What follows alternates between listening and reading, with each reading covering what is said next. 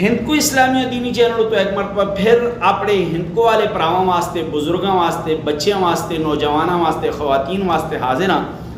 آج انتہائی ضروری گل تساں کو دسنا چاہنا کہ ایک شخص نے سوال پوچھا کہ فرض نمازاں تو بعد سب تو زیادہ افضل نماز کیڑی ہے؟ فرض نمازاں تو بعد سب تو زیادہ افضل نماز کیڑی ہے کہ جڑی میں اپنی عمر وچ اس نماز کو پڑھنے دی کوشش کراں؟ تے اسی تساں کو دسا نبی کریم صلی اللہ علیہ وسلم دی زبان مبارک تو جڑے الفاظ ادا ہوئے کہ فرض نماز تو بعد کیڑی نماز سب تو افضل ہے۔